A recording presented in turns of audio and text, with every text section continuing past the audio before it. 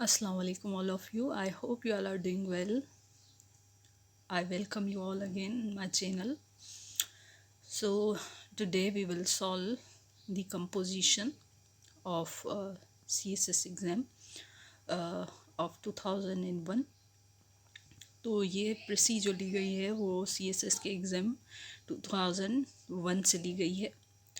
तो composition basically पहले हमने प्रेसी सॉल्व की, अब कंपोजिशन सॉल्व करेंगे।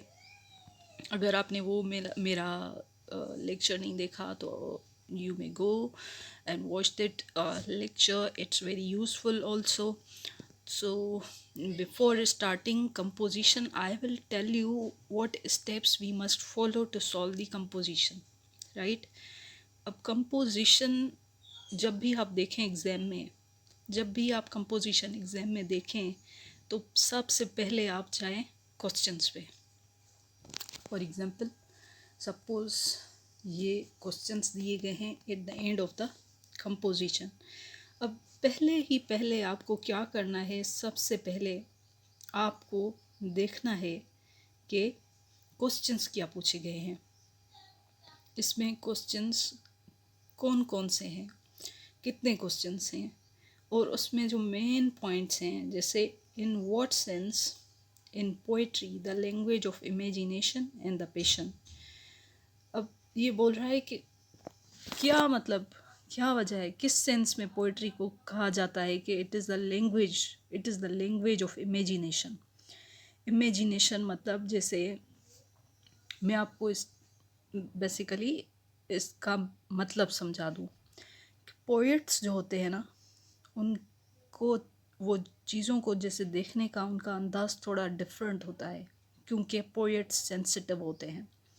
For example suppose red rose है या कोई भी रोज़ हो गया, आप या मैं फॉर एग्ज़ाम्पल सपोज़ उसको देखते हैं तो हम लोग जस्ट उसको देखते हैं, पर अगर हम पोएट्स हैं, अगर कोई पोएट उसको देख रहा है तो वो उसकी गहराई तक जाएगा। वो देखेगा कि यहाँ फूल तो हैं पर कांटे भी तो हैं। जैसे एक पोएट ने लिखा है कि मसला तो फूल का है, कांटों को कौन चुनता है। तो ये पोएट्स जो होते हैं वो बहुत ही सेंसिटिव होते हैं। उनका जो वो स्पॉन्टेनियस फ्लो ऑफ थॉट्स होता है ना, वो किसी चीज़ को देखते हैं तो वो फ्लो करती है उनको, उनकी थॉट्स जो है, उनकी जो वर्ड्स होते हैं वो खुद ब खुद निकलते हैं। और वो पोएट्स जो होते हैं या पोइट्री जो है वो एक अल्लाह सुब्हानहू व तआला की तरफ से एक अता होती है इंसान को। तो जैसे आप किसी चीज़ को इमेजिन कर रहे हैं तो आप डिफरेंट तरीके से करेंगे, पर अगर कोई पोएट है वो कोई चीज़ को इमेजिन करेगा या देखेगा तो वो डिफरेंट तरीके से देखेगा। जैसे ये एक अल्लामा इकबाल का शेर भी है कि अहले नज़र जो के नज़र खूब है, लेकिन जो शे की हकीकत को ना देखे वो नज़र क्या।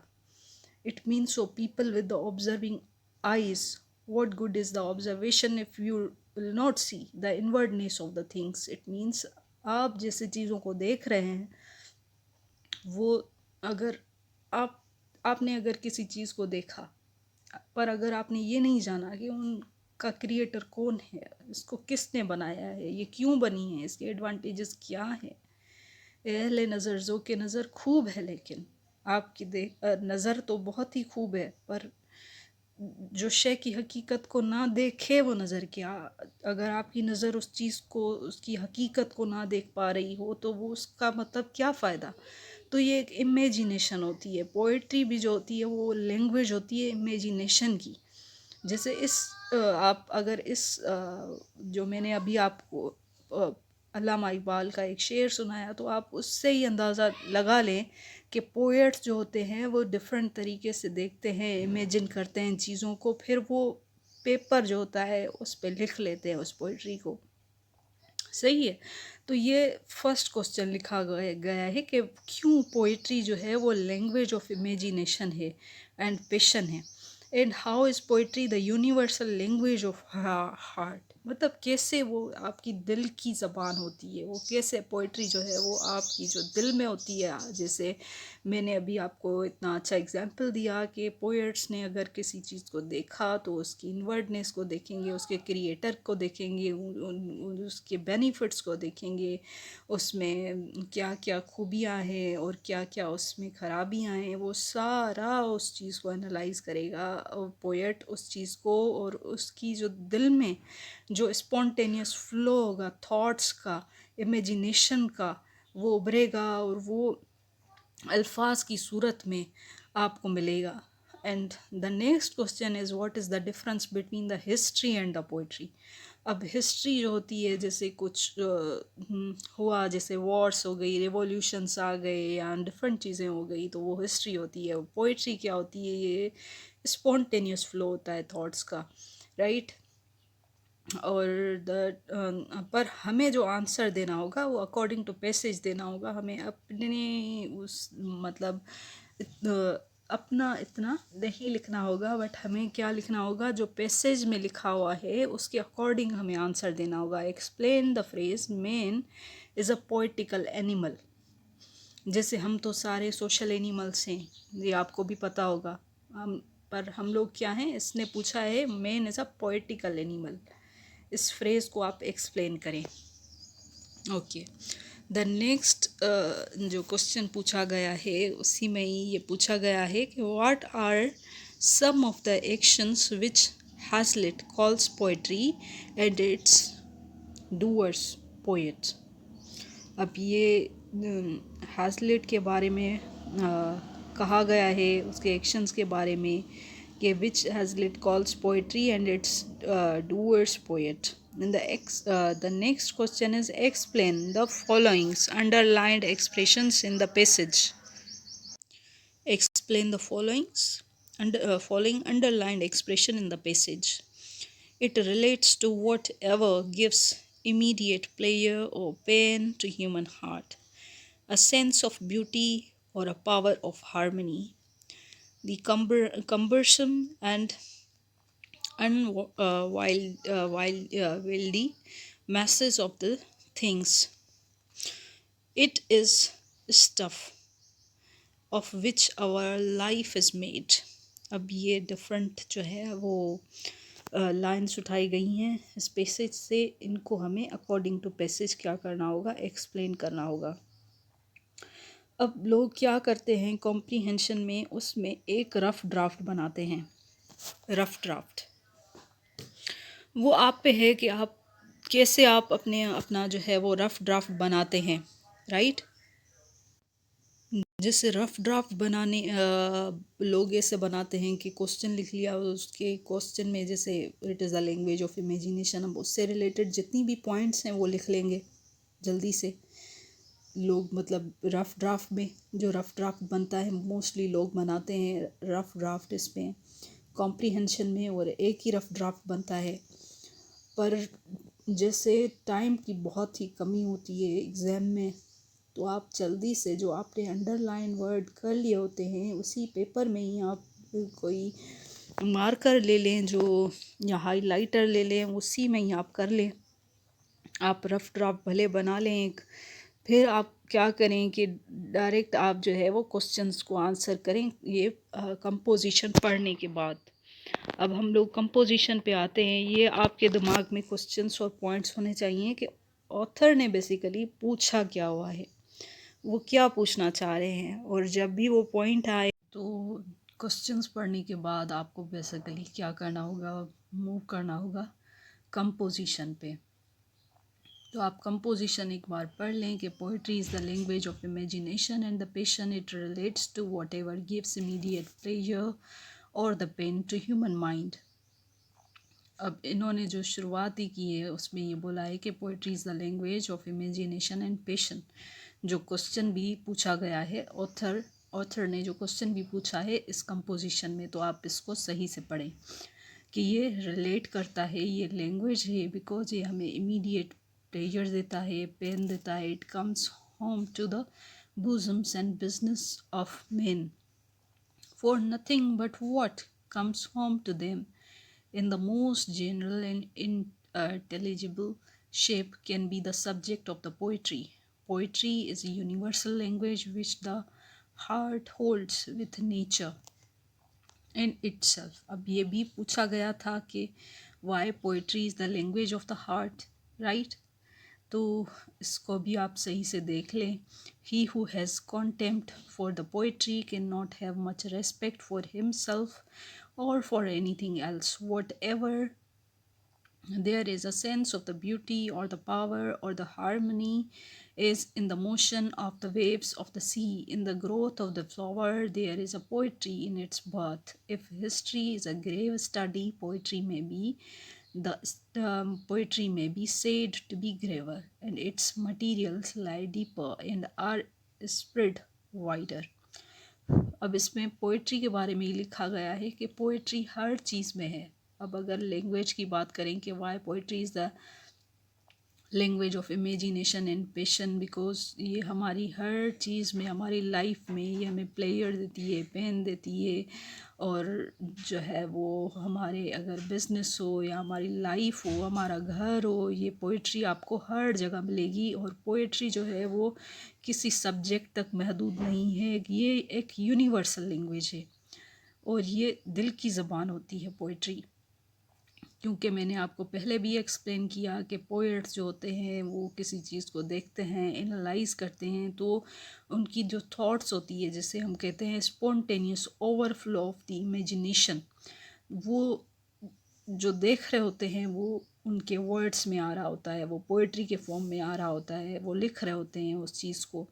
And he who believe who has a contempt, जिसको मतलब लव होता है पोइट्री के साथ, उसकी जो रेस्पेक्ट होती है खुद के लिए वो कम होती है या किसी और चीज़ के लिए कम होती है, और उसकी रेस्पेक्ट ज़्यादा होती है ब्यूटी के लिए, पावर के लिए, harmony, motion of the waves, sea, growth of the flowers, हर चीज़ में आपको क्या मिलेगी? पोइट्री मिलेगी. अगर जैसे डिफरेंस पूछा गया है कि हिस्ट्री में और पोइट्री में क्या डिफरेंस है, तो अगर हिस्ट्री जो है वो ग्रेव स्टडी है, तो ये पोइट्री जो है वो ग्रेवर स्टडी है, क्योंकि जो आइडियाज़ होते हैं वो ज़्यादा डीपर होते हैं और ज़्यादा वाइडर होते हैं पोइट्री के.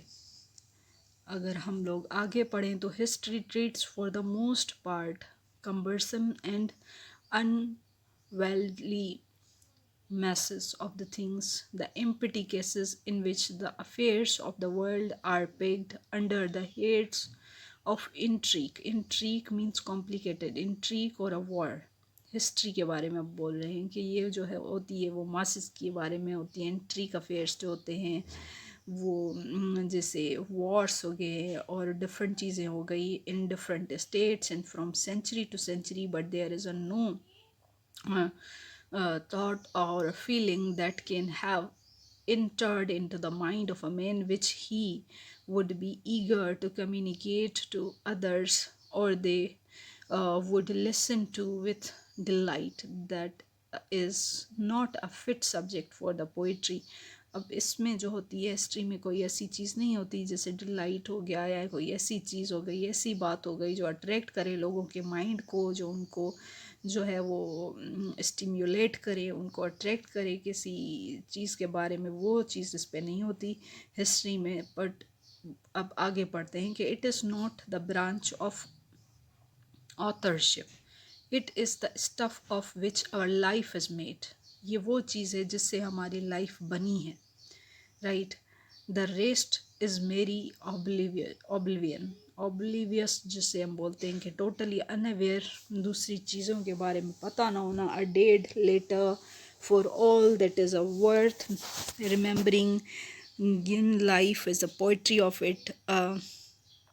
Okay, again remembering life is a poetry. Life में जो है वो पोइट्री आपको मिलेगी. And fear is a poetry, hope is a poetry, love is a poetry, hatred is a poetry. Poetry is that fine particle within us that expands, refines, raises our whole being. Without men's life, without poetry, men's life क्या होती है? वो poor is a beast होती है.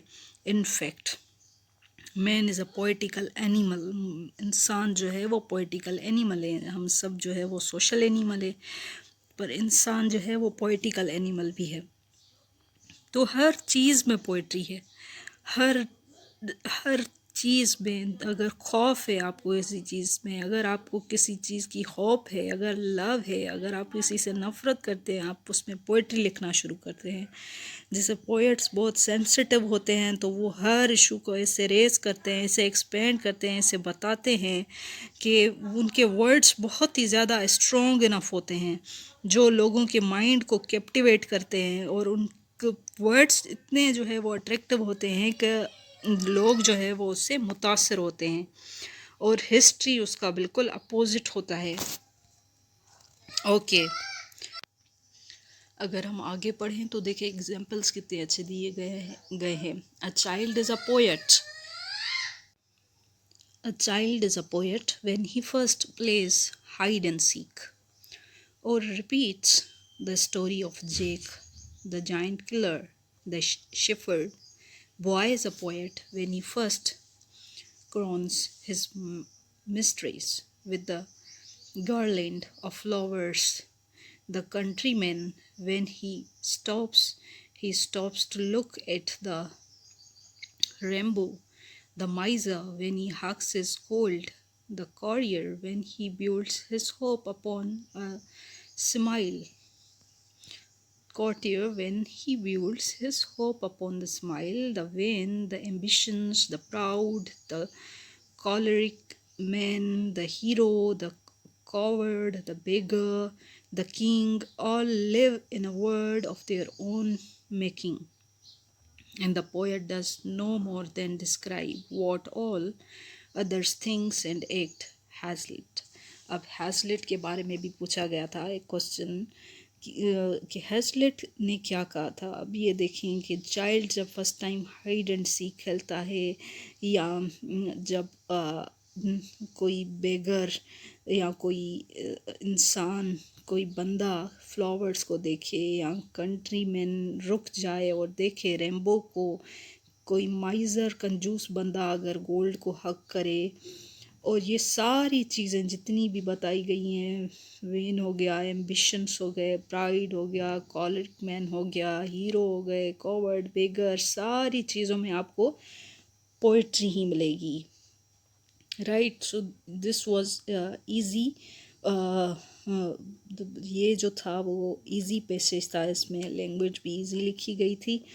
तो आपको क्या करना है, क्वेश्चन से रिलेटेड जो इम्पोर्टेंट पॉइंट्स हैं वो आपको रफ ड्राफ्ट में लिख लेनी है। अब हम मूव करते हैं, जो फाइनल आपने आंसर्स देने होंगे इस पैसेज के अकॉर्डिंग जो मैंने लिखे हुए हैं। आप इस वीडियो को पॉज करें और लिखना शुरू करें, और आपके जो आंसर्स होने चाहिए 3-4 लाइंस में लिखिए। अगर आपको टाइम है, अगर आप समझते हैं कि आपकी स्पीड ज़्यादा है, तो आप भले ज़्यादा लिखें, अपने वर्ड्स में भी लिख सकते हैं। इसको अपने वर्ड्स में ही लिखना होगा, क्योंकि डिटो नहीं होगा ना, कॉपी बिल्कुल नहीं होगा।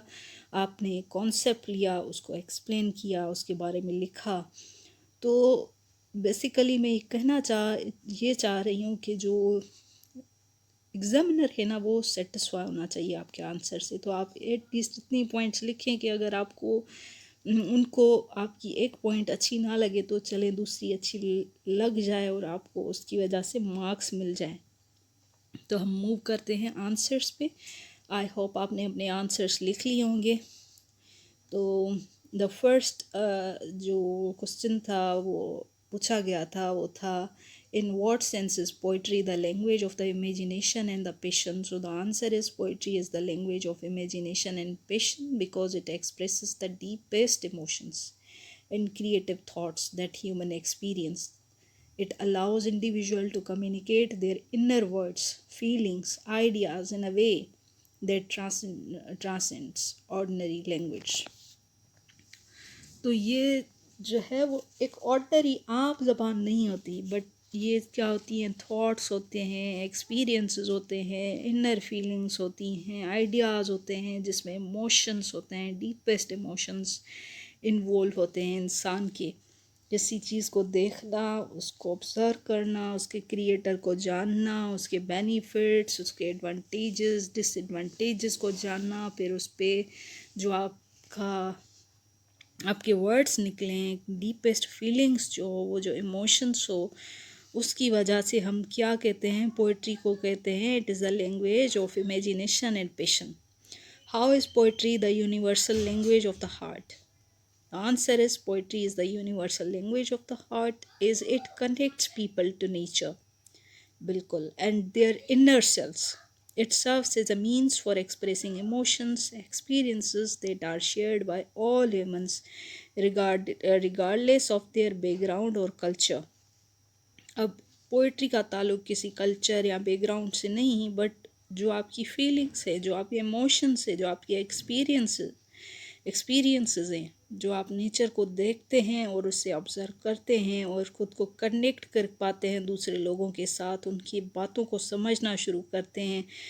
पोइट्री के जो अल्फाज होते हैं उसमें जो दर्द होता है, उनकी जो मतलब इनर फीलिंग्स होती है, आप उसको महसूस करना शुरू करते हैं, राइट? तो that is why it is the universal language of the heart. The next question is, what is the difference between the history and the poetry? The main difference between the history and poetry lies in their subject and approaches. History deals with the factual events and their occurrences, often focusing on political, military, social aspects. जैसे उस passage में दिया गया था कि wars के बारे में होती है, different इवेंट्स के बारे में होती है, तो इसमें भी factual events and their consequences often focusing on political, military and social aspect, where is poetry on the other end delves into the human experience, exploring emotions, thoughts, the beauty or harmony found in various aspects of life, right? बिल्कुल आसान passage, बिल्कुल आसान उसके questions और उसके answers. Explain the phrase man is a poetical animal. The phrase man is a poetical animal suggests that humans have an inherent capacity for creativity, imagination, emotional expression. Poetry is an integral part of human life as it reflects the essence of what makes us human, our ability to feel, think and create. इंसान जो होता है वो जानवर से मुख्तलिफ होता है, डिफरेंट होता है। क्यों? दो चीज़ें होती हैं, एक तो हमारा ब्रेन, कॉग्निटिव एबिलिटी, जो हम सोचते हैं, और दूसरा हम बोल सकते हैं, अपनी ज़बान से उस चीज़ को कन्वे कर सकते हैं। जो हमने देखा उसको प्रोसेस किया, फिर हमने उसको सोचने के बाद हम उसको अपने वर्ड्स मिलाते हैं, तो जो एसेंस होता है, जो इंटीग्रल पार्ट होता है ह्यूमन लाइफ का, और जो एबिलिटी होती है सोचने की, फील करने की, वो हमें क्या इनहेरिट कैपेसिटी है, वो हमारी क्रिएटिविटी, जो इमोशंस होते हैं, एक्सप्रेशंस होते हैं, ये सारे क्या हैं, हमें अल्लाह सुब्हाना व तआला की तरफ से दिए गए हैं और हमें ये इनहेरिटेड है, मतलब ये हमें बड़ों से मिले हैं या हेरिडिटी में है, सोचने की क़ुव्वत या बोलने की या उसको एक्सप्रेस करने की। तो ये इसलिए मैन जो है, man is a poetical animal. Okay, the next question is, what are some of the actions which Hazlitt calls poetry and its doers poet? In this passage, Hazlitt considers fear, hope, love, hatred as a form of poetry, as they represent strong emotions experienced by the individual. Additionally, he mentions that even seemingly mundane means जो boring हो, डल हो चीज़, या जो monotonous हो, जो हमड्रम हो, जो cliché हो, उसे हम बोलते हैं, जो ओवर यूज्ड हो उसे हम मंडेन बोलते हैं। Mundane actions like playing hide and seek और crowning a loved one with a flower and can be seen as a poetic movement. तो ये सारी चीज़ें हैं जैसे हमने पैसेज में पढ़ी कि हैज़लिट हर चीज़ को पोइट्री बोल रहा था, फियर को, होप को, लव को, हैट्रेड को, और पहली दफ़ा जब बच्चा हाइड एंड सीक के लिए आप किसी लव्ड वन के लिए जो है वो फ्लावर लाएं, और इन सारी चीज़ों में जो है वो हैज़लिट ने क्या बोला है इसको, ये पोइट्री जो है, ये पोइट्री के बारे में उनके जो बेसिकली थॉट्स थे वो ये थे, जो इसमें मैंने लिखे हैं. Explain the following underlined expressions in the passage. It relates to whatever gives immediate pleasure or a pain to human heart. It means that the phrase relates to whatever gives immediate pleasure, जो हमें खुशी दे या हमें pain they to human heart, implies that the poetry deals with the emotions, experiences that directly impact the human feelings, whether positive or negative. तो ये बहुत ही clear है कि इमोशंस की वजह से, क्योंकि जो डिफरेंट इवेंट्स होते हैं हमारी ज़िंदगी में, वो पॉजिटिव हों नेगेटिव हों, या तो हमें खुशी मिलती है या तो हमें दुख मिलता है उन चीज़ों से, तो उसकी वजह से जो हमारी फीलिंग्स होती हैं पॉजिटिव हो या नेगेटिव हो, जो इमोशंस होते हैं एक्सपीरियंस होते हैं, उसको बेसिकली ये लाइन बता रही है कि इट गिव्स इमीडिएट प्लेयर और अ पेन. तो पोइट्री के फॉर्म में हम लोग उसको लिख रहे होते हैं, बता रहे होते हैं, एक्सप्रेस कर रहे होते हैं. तो इस लाइन का बेसिकली मतलब ये है जो मैंने लिखा हुआ है. द सेकंड जो चीज़ उन्होंने पूछी हुई थी वो थी सेंस ऑफ द ब्यूटी और पावर और harmony. A sense of the beauty, power, or harmony refers to the appreciation of the aesthetics, strength, balance found in various aspects of life, which can be source of inspiration of the poetry. अब खूबसूरती हो गई, ताकत हो गई, या equilibrium हो गया, आप मेंटेन करते हैं चीज़ों में, चीज़ों को देखते हैं, ना ही आप ज़्यादा उसको मतलब एक बहुत ही क्रिटिक होते हैं उस चीज़ के, ना ही उसके बहुत ही ज़्यादा उसके लिए मतलब आपको एक डिज़ायर होता है, बट एक फीलिंग होती है आपके दिल में वेरियस चीज़ों के लिए. लाइक पर वो बैलेंस होती है. किसी खूबसूरत जगह के बारे में आपकी फीलिंग हो गई, या कुछ भी, मतलब आपकी जो थॉट्स हैं वो आप क्या कहते हैं उसको उन्होंने कहा है sense of beauty, power and harmony. तो आप पोएट्री के फॉर्म में इन सारी चीज़ों को एक्सप्रेस कर रहे होते हैं.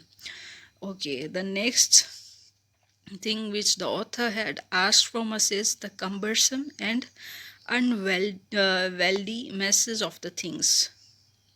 It means cumbersome and unwieldy message of the things highlights that the history often deals with the complex, difficult to grasp subjects and events in contrast to poetry, which focuses on more relatable human experience. अगर हम लोग इसकी बात करें history की, तो वो complex होती है, डिफ़िकल्ट होती है समझने में. उसमें ऐसे इवेंट्स लिखे होते हैं जो हिस्ट्री से रिलेटेड होते हैं, वॉर से, मिलिट्री से, सोशल इवेंट्स हो गए, रिवोल्यूशंस हो गए, और डिफरेंट पॉलिटिकल इवेंट्स हो गए. पर पोइट्री जो है वो क्या है, इसका मतलब इस लाइन का ये है कि ये पोइट्री जो है वो डिफरेंट चीज़ है, डिफरेंट थिंग है. वो ह्यूमन एक्सपीरियंस पे ज़्यादातर फोकस करती है. Okay, the next question which the author had asked from us, that it is the stuff of which our life is made. Yes, the phrase explains it is the stuff of which our life is made emphasizes the importance of poetry in shaping and defining the human experience, as it captures the essence of our emotions, thoughts and experiences. अब जैसे बहुत ही ज़्यादा examples दिए गए थे passage में कि अगर कोई माइज़र बंदा है वो गोल्ड को हक करता है, या बेगर अगर मांगता है, या फ्लावर्स की जो बर्थ होती है, ग्रोथ होती है, उसके बारे में. तो ये बेसिकली हमारी ज़िंदगी में जितने भी इवेंट्स होते हैं उसका ये एक मजमुआ है. The next question is, the poet does no more than describe what all others think and act. इसका मतलब ये है कि poetry is a universal language that connects our heart with nature and ourselves. It deals with the emotions, beauty, power, harmony that we experience in various aspects of life. Poetry does not create something new, but rather describe what all other people think and feel in their own unique way. Poetry helps us communicate these thoughts and feelings to others, making it an essential part of life. तो basically poetry जो होती है वो describe करती है जितनी भी चीज़ें होती हैं, इमोशंस हो गए, लैंग्वेज हो गई, वेरियस एस्पेक्ट्स ऑफ लाइफ हो गई, तो उसमें ये कनेक्शन पैदा करती है। Basically it's not a new thing, but आपने अगर किसी चीज़ को देखा, फॉर एग्ज़ाम्पल नेचुरल ब्यूटी देख लिया आपने, तो आप रिफ्लेक्शन अलग तरीके से लेंगे, कोई दूसरा बंदा जो है उससे रिफ्लेक्शन अलग तरीके से लेगा, उस चीज़ के बारे में थॉट्स अलग होंगी, फीलिंग्स अलग होंगी, एक्सपीरियंसेस अलग होंगे और इमोशंस अलग होंगे। तो ये डिस्क्राइब करता है जो थिंकिंग होती है, जो वो उसके बारे में, चीज़ों के बारे में पोइट्री हमें बताती है, इन सारी चीज़ों के बारे में। तो ये बिल्कुल इजी क्वेश्चंस थे जो ऑथर ने हमसे पूछे थे कंपोजिशन में। आपको ये सारे क्वेश्चंस के आंसर देने होंगे एग्ज़ाम में। And yes, we will continue to solve this passage. So ये सारा पेपर हम लोग सॉल्व करेंगे और तब तक के लिए अल्लाह हाफिज़। अगर आपको वो, if you really like my content, so please don't forget to hit the like button and subscribe my channel, because it took a lot of effort to make the video, to make PPT, to make lectures for you people. And if you really like my channel, so please like, share and subscribe my channel, because it keeps me motivated. Okay, next video जल्दी upload होगी और ये हम पूरा paper solve करेंगे। जैसे मैंने प्रिस्टी पहले ही सॉल्व कर दी है, अगर आपने वो नहीं देखी तो आप मेरे चैनल पे जाके वो देख सकते हैं। और 2000 ईयर का भी मैंने पेपर पूरा सॉल्व किया हुआ है, वो भी आप देख सकते हैं। इंग्लिश का हम पूरे ये पेपर सॉल्व करेंगे 2023 तक। तो आप जुड़े रहें और कोई भी वीडियो मिस ना करें, क्योंकि चीज़ें जो है वो रिपीट हो रही होती हैं एग्ज़ाम में। जैसे पेयर ऑफ वर्ड्स हो गए, ये रिपीट हो रहे होते हैं। तो यस, तब तक के लिए अल्लाह हाफिज़। अपना बहुत सारा ख्याल रखिएगा। अल्लाह हाफिज़।